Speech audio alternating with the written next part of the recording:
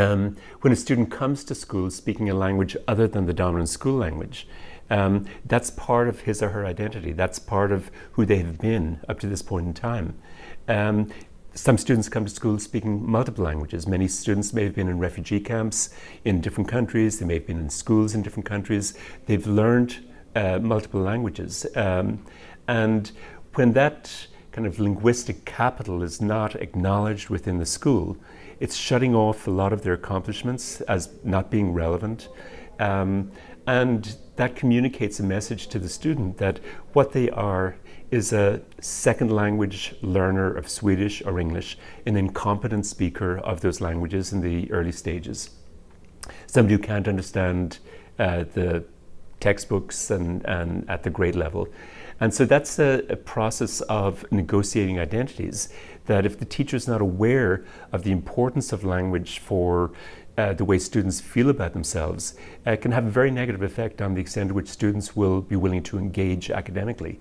And so rather than seeing students as multilingual students who have a variety of linguistic accomplishments, who have maybe had a wide range of experiences, who have got to Sweden or got to Canada based on their extraordinary intelligence, their initiative, their ability to survive and their resilience.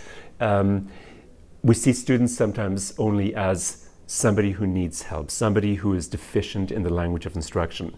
And when we put students into that identity cocoon, we risk diminishing them in terms of who they are and who they can be.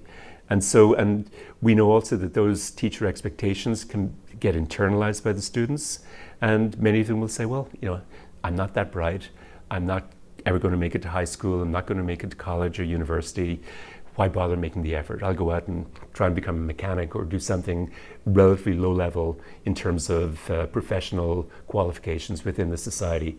And so when teachers understand more about the crucial role that language and language learning plays in students' sense of self and in their academic aspirations, then I think they can look at ways of communicating to students that their multilingualism or their knowledge of their home language is an important intellectual accomplishment. It's something that they should cherish, that they should continue to develop.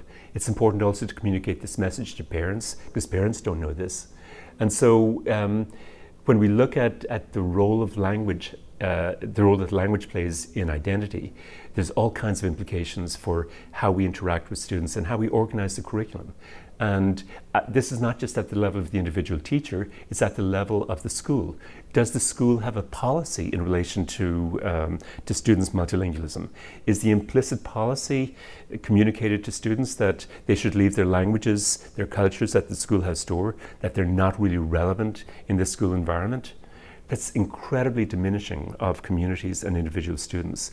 And schools that take a much more positive orientation to students' multilingualism, bring it into classroom, encourage students to carry out work in their home languages as well as in English or Swedish or whatever the school language might be. For example, through writing dual language books, tend to succeed much better because students are feeling acknowledged for their accomplishments.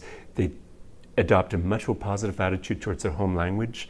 They're more curious about their parents' cultural background and their experiences. And students, these schools are vibrant places. And teachers are happier in these schools.